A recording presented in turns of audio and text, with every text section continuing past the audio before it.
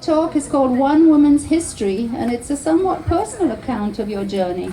So come on up. Oh, let me say more about you. But come on up. Can you tell I'm tired, guys? Come on up here. Okay, so Dr. Nancy Dixon is a retired college professor who taught English, women's studies, and mythology. She was a union organizer for the civil rights movement and a co-organizer of the Downtown Peace Coalition in San Francisco.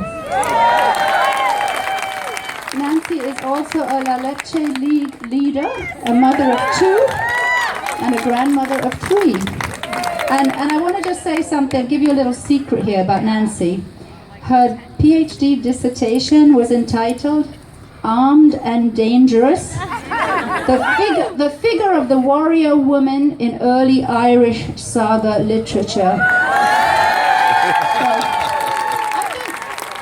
know I have a bit of Irish in me, and I think most everybody has a little bit of Irish in them, right? So you can relate.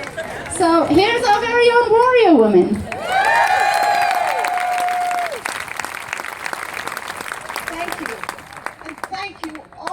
Coming out today. It's just wonderful. Hold the mic first.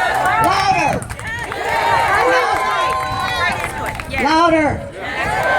Okay. Wonderful to see so many people here today. I'm going to tell you a bit of personal history. Keep me honest if you can't hear me in the back. My great-grandmother was the most educated woman in her part of rural Georgia.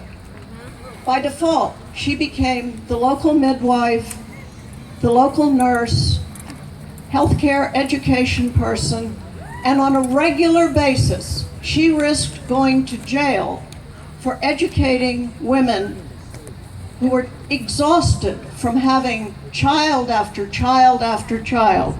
She taught them the rudiments of birth control, which was illegal to everyone until 1972. My grandmother was a suffragette who marched,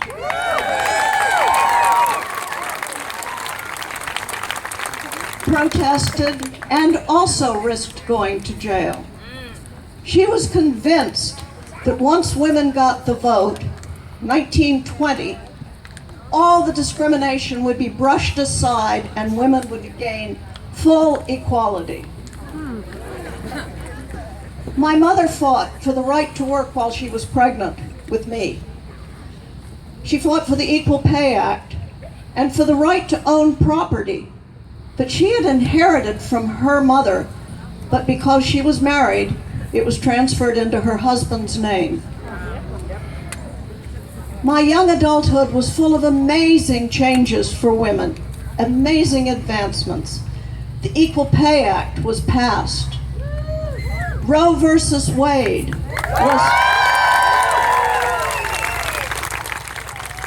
was passed. For how long? But it was still legal to advertise jobs open to men only. Sexual harassment in the workplace was not a crime, and women could get fired for being pregnant. In my daughter's youth, they saw the first female Supreme Court justice. The first of only 4 to date. They also saw the passage of Title IX. My granddaughter saw the first female presidential candidate.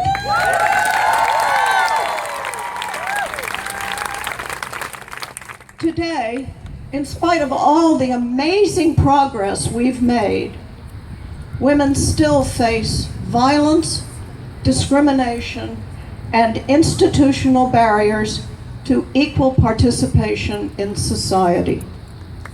The women in my family and yours live in a society every day where crimes against women, rape, trafficking, harassment, are not often prosecuted, but the victims frequently are.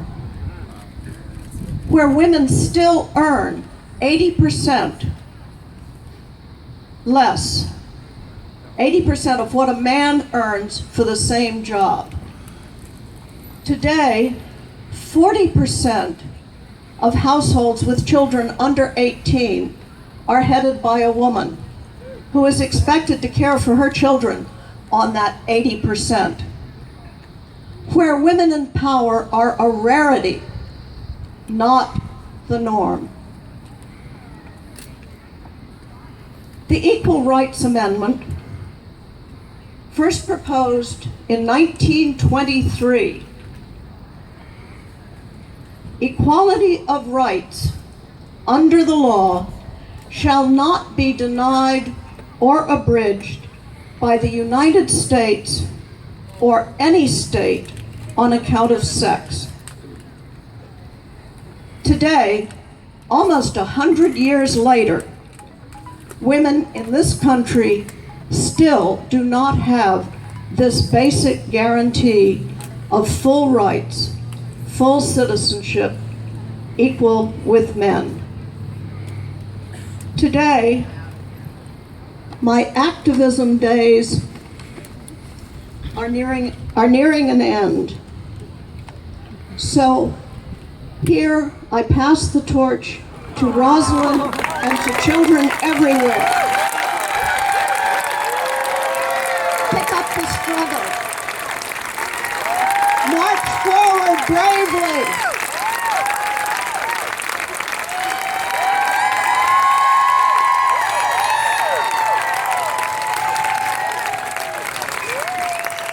Women's rights are human rights and good for us all.